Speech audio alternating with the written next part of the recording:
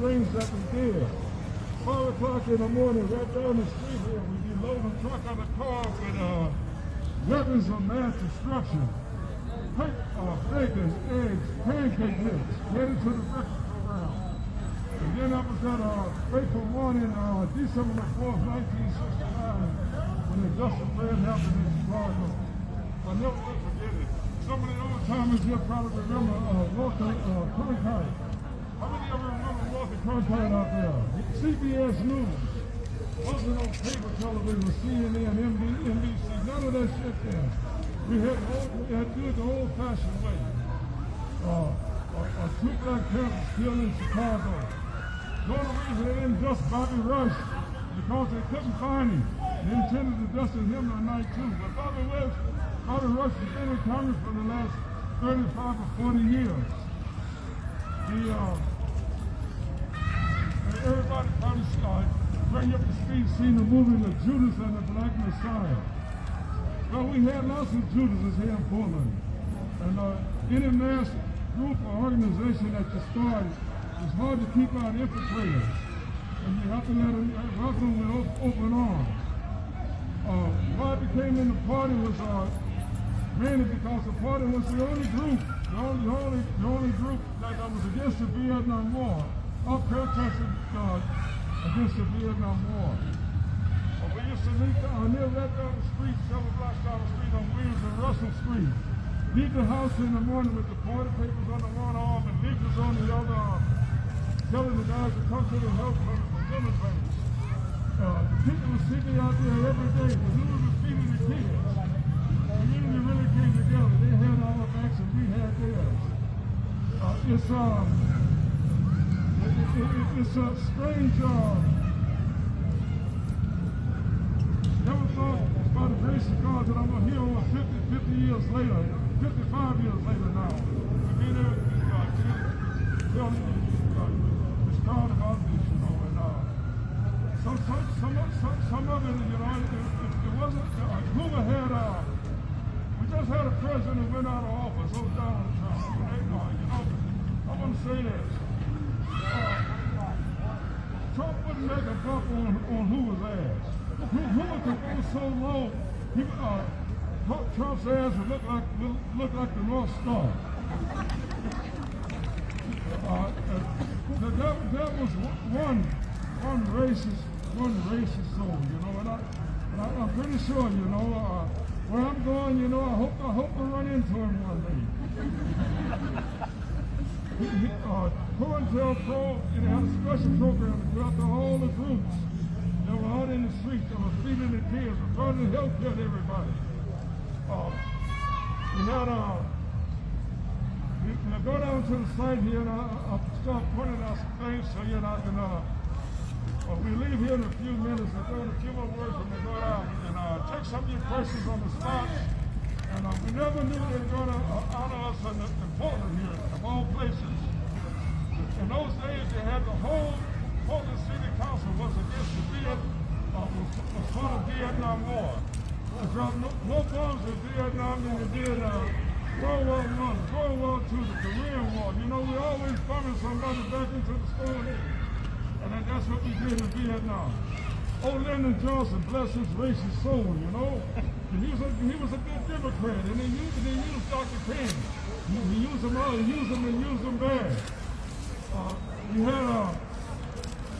He had relocated 80% of the Vietnamese population, and he still couldn't win. Anyway, with that said, down to where we had the sites of the health clinic and the dental clinics and some of the landmarks in the neighborhood. We have somebody here to watch the seats and everything, and we'll be back in about 30 minutes. Okay, let's move, you guys. I don't know how much we gained. When it was, even the U.S. military didn't test the blacks for it. Well, anyway, at the end of the 6 weeks, some of his aides went to him with the Black Panther newspaper and said, look here, look what you're doing. He had already told one of his guys that blacks were the problem. Well, he appropriated $5 million for the research, development, and cure of sickle cell anemia. But anyway, this is some of the, we have a 10-point platforming program. The 10-point platforming program, like number 7, we want to immediately end the police brutality and murder of black people. That's more relevant today than it was written back by the college students in 1966. Anyway, anybody, we take the questions, some few questions here, take a few over here, then we end up over there, we go back to Dawson Park, you guys. If this was the core area down in here, I want to say that. This was the core area. You can get anything you want down in here, including your life taken away. I cut my teeth and lost some of them down in here. This is Vancouver and North Russell. The police have such a reputation in the black community in those days. They couldn't recruit all the blacks here to join the police force, to go to the academy and all that business. They had to go to the armed forces, the Army, the Air Force, and the other armed forces to recruit people to come to Portland and join the Portland police force. It was the union of Portland. The whole thing was just racist to the core.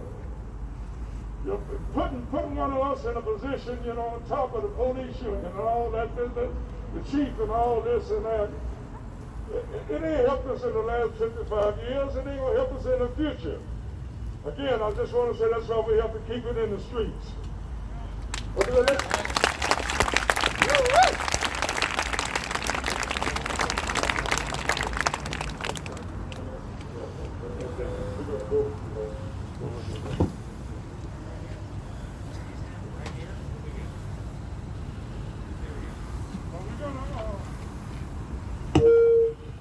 We're going to go over here by the Reverend League building. They have some icon pictures on this building of a few of the prophets and the guys in the struggle that paid their dues over the years. We can get to that a little later. And then we get over to the corner over here where they have we never knew they would make a landmark of the Portland Black Panther Party here in Portland. And I'll get into that a little more once we get over there, you guys. And again, I want to thank everybody for coming out. Let's move across the street. I'm sorry they want to take an interest in it. They even put one of us on the city council back then. Of course, he was spineless, That's a whole nother story. Take yours all the way. Anyway, I want to thank these guys here for putting some of these pictures up here on the wall.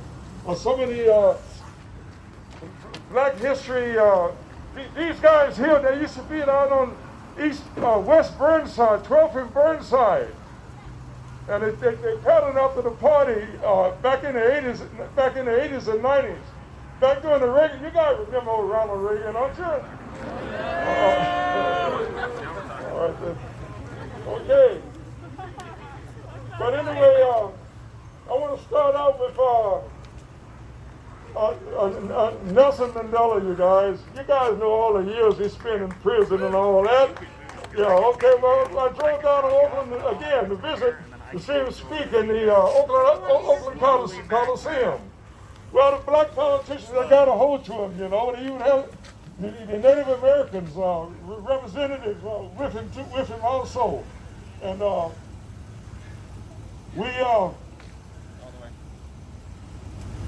well, anyway, you guys remember Barack Obama, right? Okay, well, let me tell you a story. I'm looking in the, he visited South Africa, and they took him to Roberts Island where Nelson Mandela was, and he was peeping out the window there, looking out there, how solemn he can look, and he can really look solemn and serious, And I know the picture was in the New York Times, the good New York Zionist newspaper. And that was the key was still in the door. And I said, what they should do is just close that door for about 2 weeks and lock him in there. Let him get just a small taste of what Nelson Mandela went through. Maybe he'll come back here and get some balls. He was a smart century, I don't need to tell nobody here that. It's the system, you know. They got us in the crisscross. Yeah. But anyway, the Dr. King, that other brother is right there. He and there's the prophet up there, the revolutionary, the preacher, and the gangster. I don't want to leave that out. Malcolm X. Okay. Anyway, they seen each other in the Capitol Rotunda, you know, and you guys seen that icon picture. That's the only picture they got together. And word is that Malcolm leaned over and whispered into Dr. King's ear and said, "Now they're going to be watching you." But Dr. King was so naive. What he didn't know, JFK had already sicked his little brother, who was the Attorney General, on Dr. King, to see did they have any communist ties. That was a treacherous and dirty word back then, you know, communism. It's like terrorism that is today, you know. But the guys who went in the Capitol on 1/6, they wasn't terrorists, you know. They was a good red-blooded American or white people. So they're going to be all right. So, but anyway, he had to learn. He made that speech in 1968 at the Riverside Church. April 4th, 1967, at the Riverside Church in New York. And against the Vietnam War. Now, mind you, now, some of the activists in the white community had already approached him, you know, that he got the Nobel Peace Prize, why don't you get the war in Vietnam? And he got to thinking about it. And he made that speech, and almost a year to the date, April 4th, 68, he was assassinated in Memphis, Tennessee. It's the three things: militarism, racism, and the empire, you guys. I'm probably leaving out one of them. I can't think of it right now. You know, the crowd's got me a little bit excited here. And then there's Rosie Parks. Let me tell you some of the treachery that she went through. She sat down on the bus, you know, and they worked that thing, and they worked it. They finally integrated the buses. You know, this all was leading to Dr. King's Nobel Peace Prize. And meanwhile, after that was over, they found out where she was working at. She was a seamstress. She didn't work there no more. They went to where her husband worked at. He didn't work there no more. They had to move to Detroit, where she had relatives. But let me tell you how the good Democrats used Dr. King. Lyndon Johnson, who promised guns and butter, you know, war in Vietnam, guns and butter here at home, war on poverty and all that bullshit. But anyway, I was down at the Coliseum. Oregon had a really progressive senator at the time. His name was Wayne Morris. Well, we went, me and my friend, he was out of Harlem, New York. He was a follower of Malcolm X. We went to hear Wayne Morris at the Memorial Coliseum long before they built the Rose Garden. They had 4,000 people that night, and he and another senator, well, the only two senators at that time was against the Vietnam War. Well, he said, you send all these soldiers to Asia, it bogged down the war in Asia. He said, half of them are going to come home in body bags. Well, over 60,000 of them did, you guys. And then there was the guys in the South who was trying to integrate the lunch counters. And they knew they were going to the chain gang, you guys, if they integrate their lunch counters. Just sit down at a fucking lunch counter with a cup of coffee. Well, Malcolm was against all that. He said, you go to a place where somebody wants you to sit down and drink their coffee and eat their food. He said, well, goddamn, they can poison you, you know? But the guys done it anyway. And you know, this was just part of the conflict within the struggle in the black community. So then years later, you had the guys who didn't want to go to Vietnam, the conscientious objectives. And you had these guys. And they knew they were going to McNeil Island, which was the federal penitentiary at the time, for 18 months. And still, they wouldn't go anyway. We would spend half of our time out here on the streets talking to the black guys who would get involved in the draft to go to Vietnam. Because here's what would happen. They recruit you. About 3 months later, you got an M16 in your hand, and you're in Vietnam. You're in Vietnam. Johnson had 548,000 troops in Vietnam, and they still couldn't win. You had relocated 80% of the Vietnamese population, and they still couldn't win. You had O. Westmoreland, one of the generals. He could come and talk to a joint session of Congress against the war in Vietnam. We winning. And then there's the Tet Offensive. They knew it was unwinnable then. Johnson had Dr. King and Ralph Abernathy, his closest lieutenant, going from city to city. Detroit, Harlem, Newark, Watts, all these cities drawing 300,000 to 400,000 people, trying to recruit the Democrats for the Johnson administration. Well, the guy who was running against Johnson was old Barry Goldwater. You guys heard that name before. He was old politician, another one, well, he wanted to just bum him back into the Stone Age, But Johnson did the same fucking thing. So the Vietnamese had a slogan, if the enemy refused to get out, just annihilate him. Well, anyway, that's what happened here in America. The Black Lives Matter thing just didn't hit the streets of America, it hit the whole world. And again, that's why I said we have to keep it in the streets. Yeah. But I'm going to get back up here for a minute.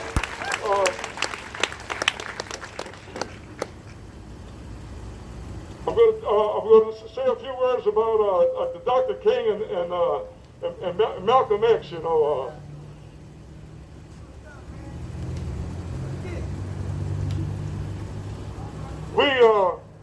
Who had Malcolm's ear when Muhammad Ali said, "No Vietnamese ever called me that N-word"?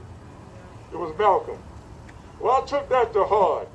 And I was at that time I was a draft age, and I said, well, they're just going to have to send me up to McNeil Island, because I'm not going. And so, but I stayed here.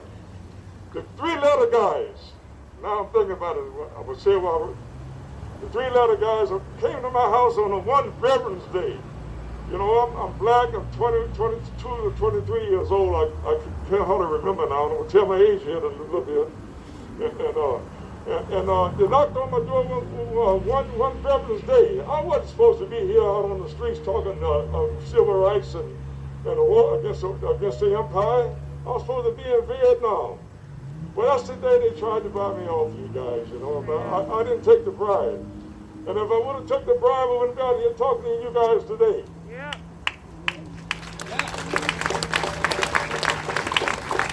And then I was the other time. When we set up the health clinics and dental clinics, well, my neighbor stopped me right down here on this corner right here, Williams and Russell. He says, "Kent, 5 white guys just went into your house." And I said, "What?" He said, I said, "How'd they get in?" He said, "They had a key."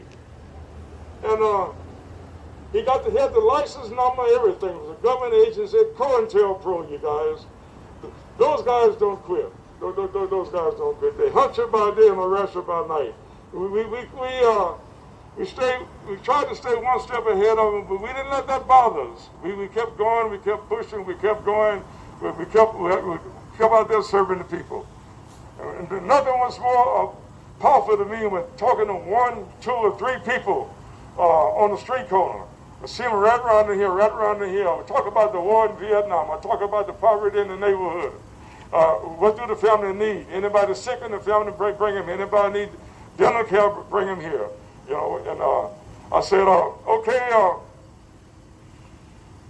And then the old timers, they knew the war in Vietnam was wrong. They knew it was wrong, and they would express that to us. And they knew the way we were treated here, the civil rights we were treated here. And I want to get back to what Malcolm and Muhammad Ali. Malcolm had his ear. And I took that to heart, and I would tell all the guys this, And I want to say this while I'm thinking about it. One of the first places Muhammad Ali went, when he went to he went to the Palestinian refugee camps. He was a strong supporter of Palestinian rights. I just want to include that, you guys.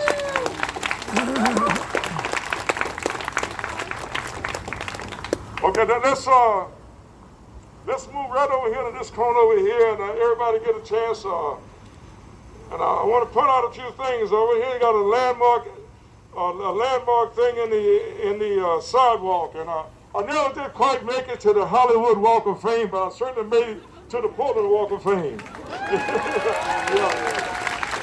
And there was a sign over here. Somebody knocked the sign down, you know, and this was taken by a reporter of all places from the Oregonian. His name was Bill Keller.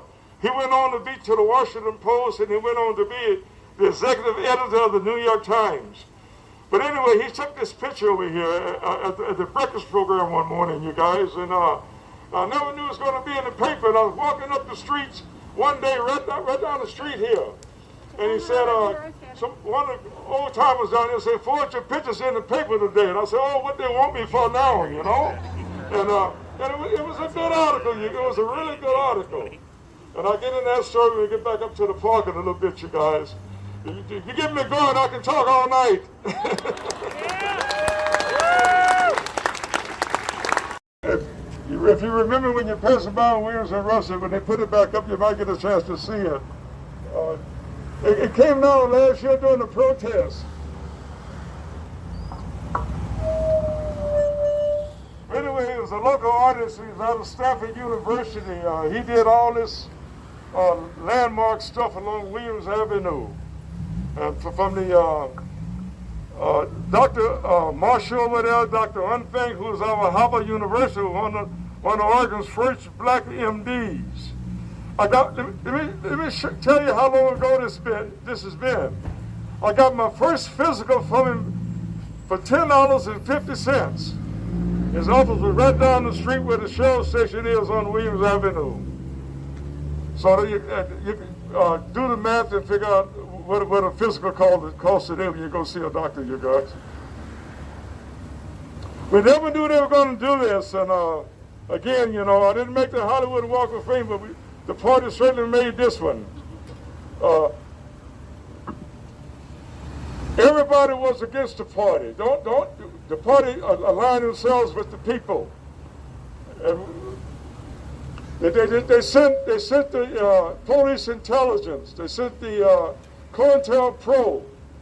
I was assigned my own 3-letter guys,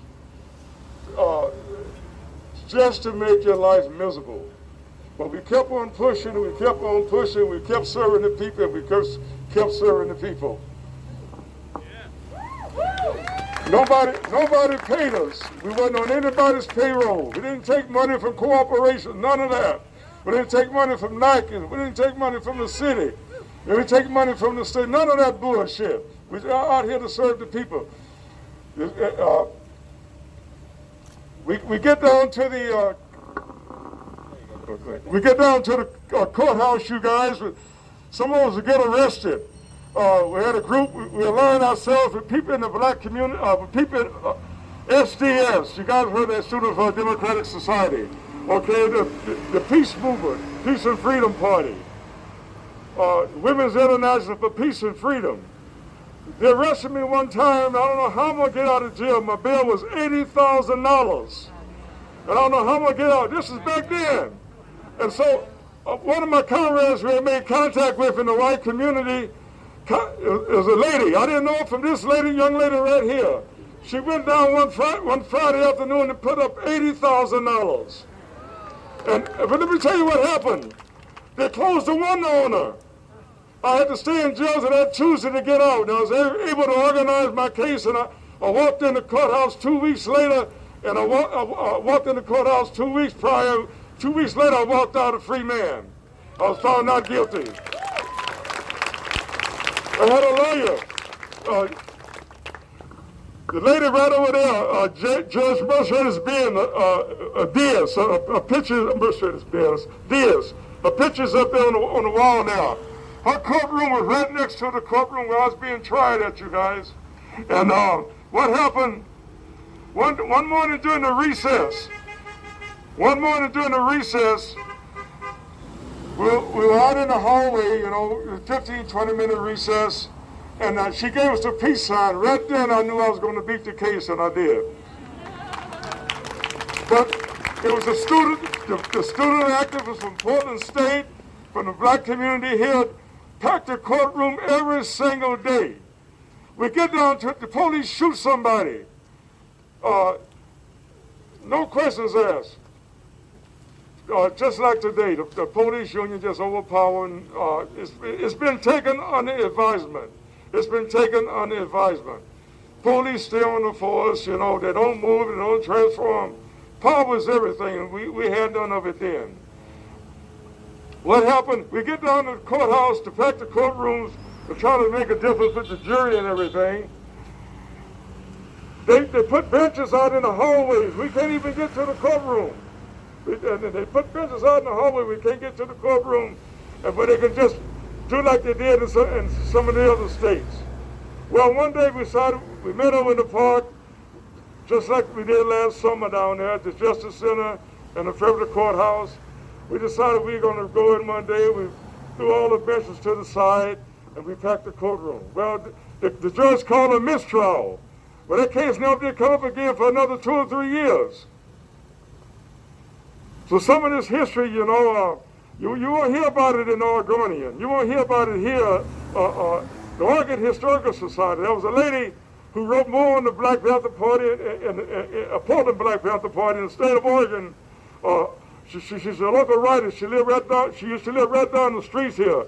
Her and Dr. Julius Barkoff from the Pacific University, they wrote an article about the way the press covered the party, the way the press, the newspapers, the radio, all the good guys. So we finally figured out, you know, no more interviews, no more this or that. Let's just keep on staying in the streets. We couldn't get nothing favorable. That's why we always came up with our own newspaper, where we could write what we want. Wasn't all like what we did on this here, you know, the emails, texts and all that. You can forget about all that. The old Xerox machine, that's the way it was. We put out, you know, maybe 5,000 leaflets in a weekend. We get a crowd like this down to the courthouse. Well, in those days, they couldn't stand it. They just couldn't stand it. And we never knew that the northwest of Portland or Seattle or any parts up here was supposed to be a white utopia. We never knew that. You know, we didn't know that till all this happened last year. Nobody would tell you history. You know, the Black Student Union at Portland State, they bought them all off. You know, they told them what to teach, what books to teach, what books to read out of, and all this. One time, I'll tell you guys this story real quick. We head back to the park. The Black Student Union at Portland State had $300 left over, and the students decided they wanted to donate that money to the Black Panther Party breakfast program. Well, they went to the president of the university. He said, "Oh, no, you can't do that." That's the kind of bullshit that happened back in those days. Everybody wanted to kick the party to the curb. Well, 55 years later, the party is still here. Power to the people, Black Lives Matter, you know. We were out at Lewis and Clark College, and Black History Month. Everybody knows about Black History Month now. And then, what do they read at the end of the program? They read the Black Panther Party's 10-point platform and program. This was written in 1966. I was out at Cleveland High School talking to a history class. The history teacher out there approached me and he says, "Here you guys have somebody in your ranks called Big Man." I said, "Okay, he's one of the original founders." He said, "Yeah, well, let me tell you my Big Man story." He says, "I was in the Air Force with him in Texas, and even the base commander called him Big Man." Well, let's head back to the park now, and we take a question and answer up there. And again, I can go to midnight, you know, I can bring you up to